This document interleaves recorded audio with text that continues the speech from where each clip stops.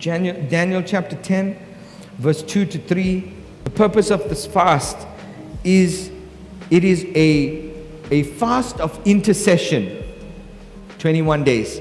It's a fast of interceding. You are becoming the thing that you are believing for, the thing you're asking for God. You are becoming the in-between, and you stretching yourself. Everyone said you stretching yourself.